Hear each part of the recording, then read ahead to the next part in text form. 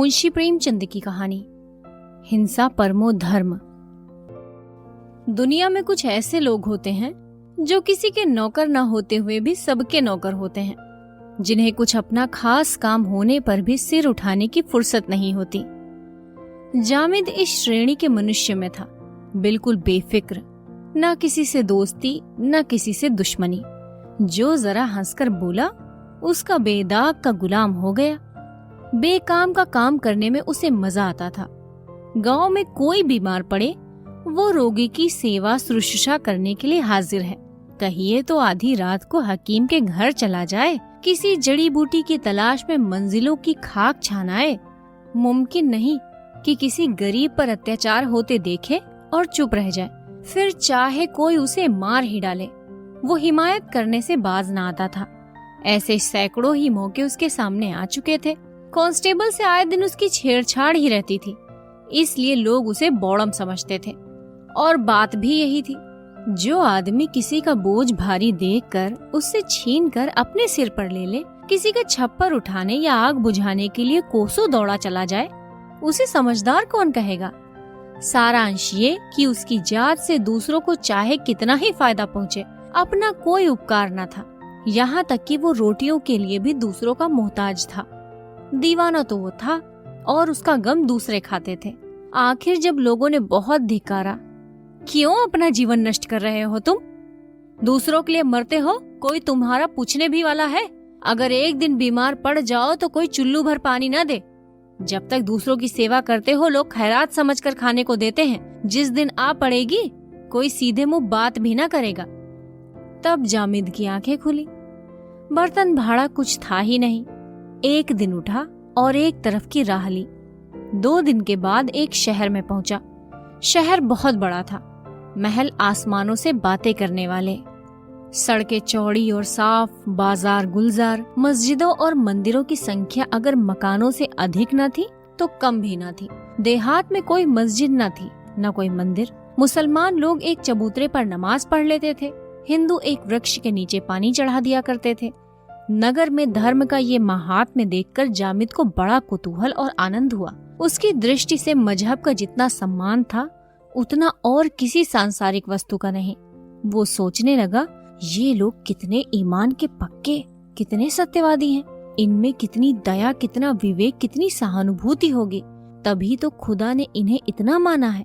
वो हर आने जाने वालों को श्रद्धा की दृष्टि से देखता और उसके सामने विनय से सिर झुकाता था। यहाँ के सभी प्राणी उसे देवता तुल्य मालूम होते थे।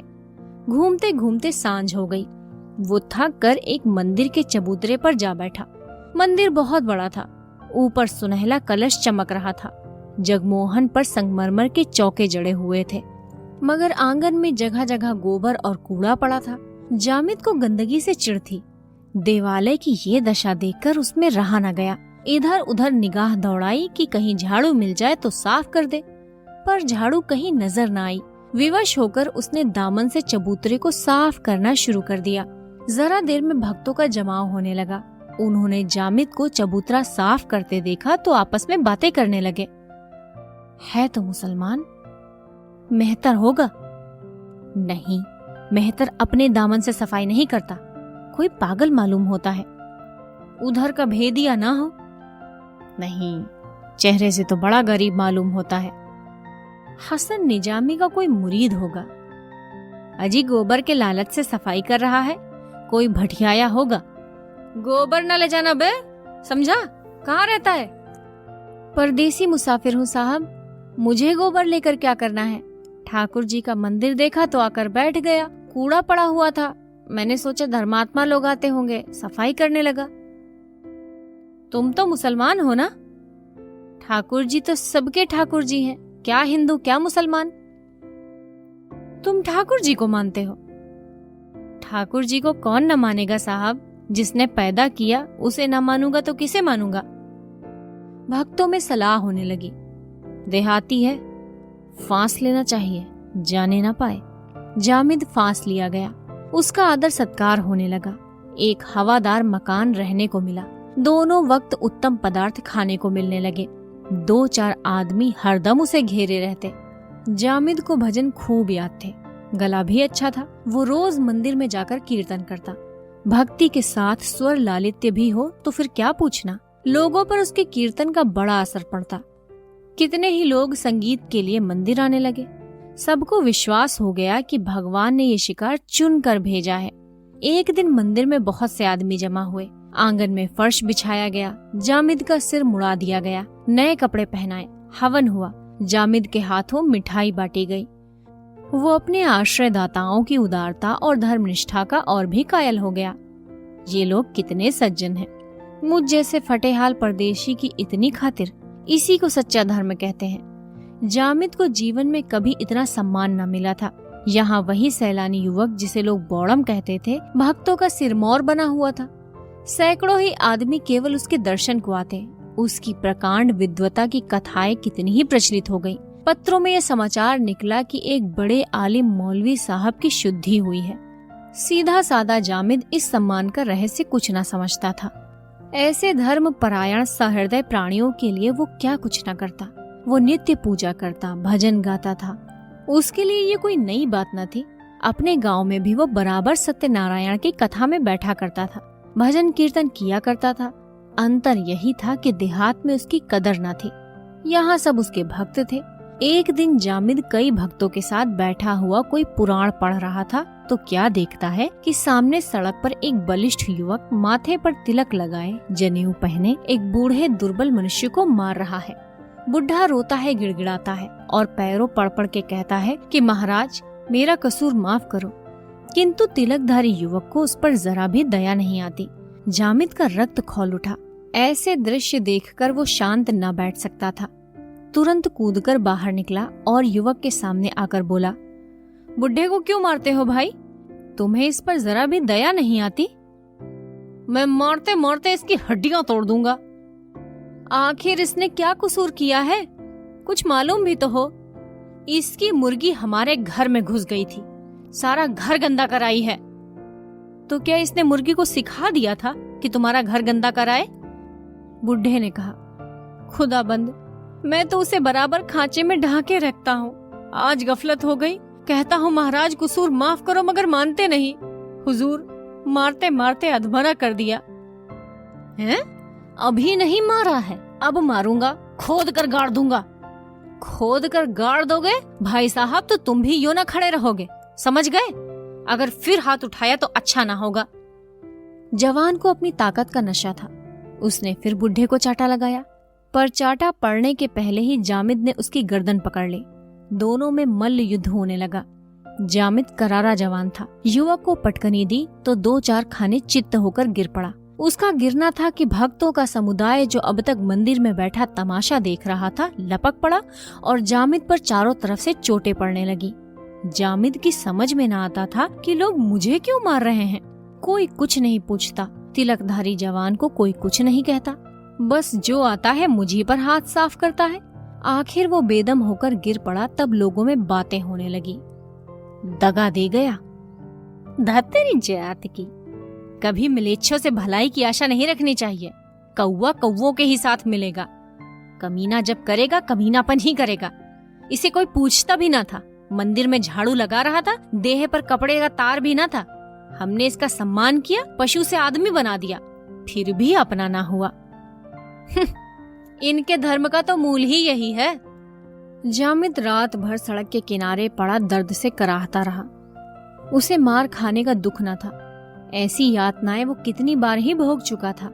उसे दुख और आश्चर्य केवल इस बात का था कि लोगों ने क्यों एक दिन मेरा इतना सम्मान किया और क्यों आज अकारण ही मेरी इतनी दुर्गति की। इनकी वो सज्जनता आज कहाँ गई? मैं तो वही हूँ। मैंने कोई कसूर भी नहीं किया। मैंने तो वही किया जो ऐसी दशा में सभी को करना चाहिए। फिर इन लोगों ने मुझ पर क्यों इतना अत्याचार किया? देवता क्यों राक्षस बन गए? वो रात भर इसी उलझन में पड़ा रहा। प्रातः काल उठकर एक तरफ की राह ली। जामिद अभी थोड़ी ही दूर गया था कि वही बुढ़ा उसे मिला। उसे देखते ही वो बोला, कसम खुदा की, तुमने कल मेरी जान बचा दी। सुना जालिमों ने तुम्हें बहुत बुरी तरह से पीटा। मैं तो मौका पाते ही निकल भागा। अब तक कहाँ थे? यहाँ लोग रात में ही तुमसे मिलने के लिए बेकरार हो रहे हैं। काजी साहब रात ही में तुम्हारी तलाशी में निकले थे, मगर तुम न मिले। कल हम दोनों अकेले पड़ गए थे, दुश्मनों ने हमें पीट लिया। नमाज का वक्त था, जहां सब लोग मस्जिद में थे। अगर जरा भी खबर हो जाती तो 1000 लठैत पहुंच जाते, तब आटे दाल का भाव मालूम होता। खुदा की कसम, आज से मैंने 3 कौड़ी मुर्गियां पाली हैं। देखो पंडित महाराज अब क्या करते हैं। कसम खुदा की, काजी साहब ने कहा है कि अगर वो लौंडा जरा भी आंखें दिखाए तो तुम मुझसे आकर कहना, या तो बच्चू घर छोड़कर भागेंगे या हड्डी पसली तोड़कर रख दी जाएगी। जामिद को लिए वो बुढ़ा काजी जोरावर हुसैन के दरवाजे पर पहुंचा। काजी साहब वजू कर रहे थे। जामिद को देखते ही दौड़कर गले लगा लिया और बोले, वल्लाह तुम्हें आंखें ढूंढ रही थी। तुमने अकेले इतने काफिरों के दांत खट्टे कर दिए। क्यों न हो, मोमिन का खून है, काफिरों की हकीकत ही क्या। सुना सबके सब तुम्हारी शुद्धि करने जा रहे थे, मगर तुमने उनके सारे मंसूबे पलट दिए। इस्लाम को ऐसे ही खादिमों की जरूरत है। तुम जैसे दीनदारों से इस्लाम का नाम रोशन है। गलती यही हुई कि तुमने 1 महीने तक सब्र नहीं किया। शादी हो जाने देते, तब मजा आता। एक नाज़नीन साथ लाते और दौलत मुफ्त। वल्लाह तुमने उजलत कर दी। दिन भर भक्तों का तांता लगा रहा। जामिद को एक नजर देखने का सबको शौक था। सभी उसकी हिम्मत, जोर और मजहबी जोश की प्रशंसा करते थे। पहर रात बीत चुकी थी। मुसाफिरों की आमदरफ्त कम हो चली थी।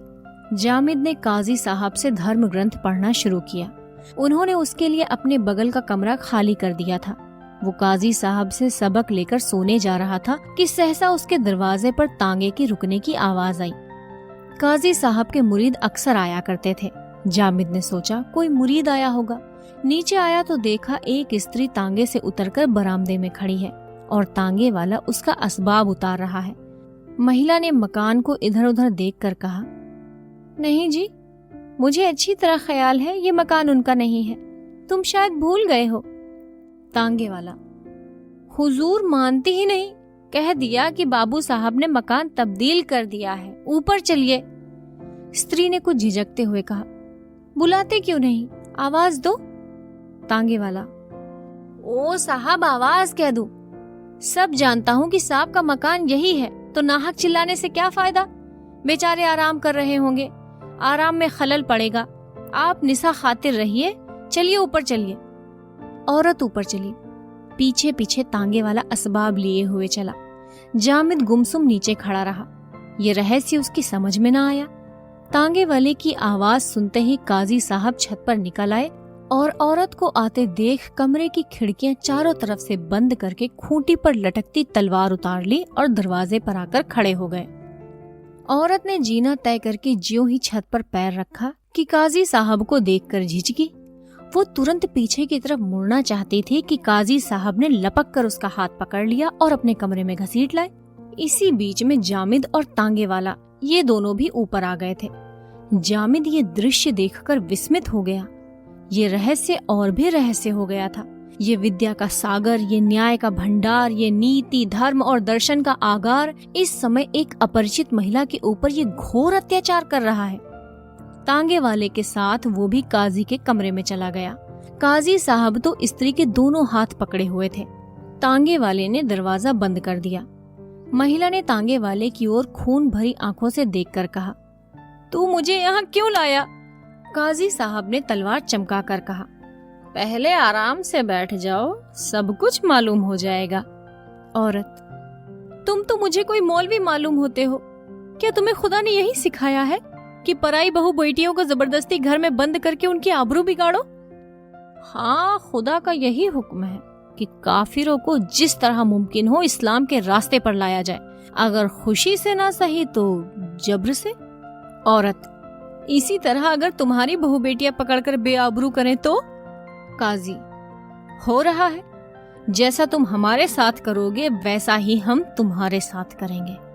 फिर हम तो बेआबरू नहीं करते, सिर्फ अपने मजहब में शामिल करते हैं। इस्लाम कबूल करने से आबरू बढ़ती है, घटती नहीं। हिंदू कौम ने तो हमें मिटा देने का बीड़ा उठाया है। वो इस मुल्क से हमारा निशान मिटा देना चाहती है। धोखे से, लालच से, जब्र से मुसलमानों को बेदीन बनाया जा रहा है। तो मुसलमान बैठे मुंह ताकेंगे। औरत: हिंदू कभी ऐसा अत्याचार नहीं करता। संभव है तुम लोगों की शरारतों से तंग आकर नीचे दर्जे के लोग इस तरह बदला लेने लगे हो, मगर अब भी कोई सच्चा हिंदू इसे पसंद नहीं करता। काजी साहब ने कुछ सोचकर कहा, बेशक पहले इस तरह की शरारत मुसलमान शोहदे किया करते थे, मगर शरीफ लोग इन हरकतों को बुरा समझते थे और अपने इम्कान भर रोकने की कोशिश करते थे। तालीम और तहजीब की तरक्की के साथ कुछ दिनों में ये गुंडापन जरूर गायब हो जाता, मगर अब तो सारी हिंदू कौम हमें निगलने को तैयार बैठी हुई है। फिर हमारे लिए और कौन सा रास्ता है? हम कमजोर हैं, इसलिए हमें मजबूर होकर अपने को कायम रखने के लिए दगा से काम लेना पड़ता है। मगर तुम इतना घबराती क्यों हो? तुम्हें यहाँ किसी बात की तकलीफ ना होगी। इस्लाम औरतों के हक का जितना लिहाज करता है उतना और कोई मजहब नहीं करता, और मुसलमान मर्द तो अपनी औरतों पर जान देता है। मेरे नौजवान दोस्त तुम्हारे सामने खड़े हैं, इन्हीं के साथ तुम्हारा निकाह कर दिया जाएगा। बस आराम से जिंदगी के दिन बसर करना। औरत: मैं तुम्हें और तुम्हारे धर्म को घृणित समझती हूँ। तुम कुत्ते हो, इसके सिवा तुम्हारे लिए कोई दूसरा काम नहीं। खैरियत इसी में है कि मुझे जाने दो, नहीं तो मैं अभी शोर मचा दूंगी और तुम्हारा सारा मौलवीपन निकल जाएगा। काजी: अगर तुमने जबान खोली तो तुम्हें जान से हाथ धोना पड़ेगा, बस इतना समझ लो। औरत: आबरू के सामने जान की कोई हकीकत नहीं। तुम मेरी जान ले सकते हो, मगर मेरी आबरू नहीं ले सकते। क्यों नाहक जिद करती हो? औरत ने दरवाजे के पास जाकर कहा, मैं कहती हूँ दरवाजा खोल दो। जामिद अब तक चुपचाप खड़ा था। ज्यों ही स्त्री दरवाजे की तरफ चली और काजी ने उसका हाथ पकड़कर खींचा, जामिद ने तुरंत दरवाजा खोल दिया और काजी से बोला, इन्हें छोड़ दीजिए। क्या बकता है? कुछ नहीं, खैरियत इसी में है कि इन्हें छोड़ दीजिए। लेकिन अब काजी साहब ने उस महिला का हाथ ना छोड़ा और तांगे वाला भी उसे पकड़ने के लिए बढ़ा तो जामिद ने एक धक्का देकर काजी साहब को ढकेल दिया और उस स्त्री का हाथ पकड़े हुए कमरे से बाहर निकल गया। तांगे वाला पीछे लपका, मगर जामिद ने उसे इतनी जोर से धक्का दिया कि वो औंधे मुंह जा गिरा। एक क्षण में जामिद और स्त्री दोनों सड़क पर थे। जामिद: आपका घर किस मोहल्ले में है? औरत: अहियागंज में। चलिए मैं आपको पहुंचाऊं। इससे बड़ी और आपकी क्या मेहरबानी होगी। मैं आपकी इस नेकी को कभी न भूलूंगी। आपने आज मेरी आबरू बचा ली, नहीं तो मैं कहीं की न रहती। मुझे अब मालूम हुआ कि अच्छे और बुरे सब जगह होते हैं। मेरे शौहर का नाम पंडित राजकुमार है। उसी वक्त एक तांगा सड़क पर आता दिखाई दिया। जामिद ने स्त्री को उस पर बिठा दिया और खुद बैठना ही चाहता था कि ऊपर से काजी साहब ने जामिद पर लठ चलाया और डंडा तांगे से टकराया। जामिद तांगे में जा बैठा और तांगा चल दिया। अहियागंज में पंडित राजकुमार का पता लगाने में कठिनाई न पड़ी। जामिद ने ज्यों ही आवाज दी, वो घबराए हुए बाहर निकल आए और स्त्री को देखकर बोले, तुम कहाँ रह गई थी इंदिरा? मैंने तो तुम्हें स्टेशन पर कहीं नहीं देखा। मुझे पहुंचने में जरा सी देर हो गई थी। तुम्हें इतनी देर कहाँ लगी? इंदिरा ने घर के अंदर कदम रखते ही कहा, बड़ी लंबी कथा है, जरा दम लेने दो तो बता दूंगी।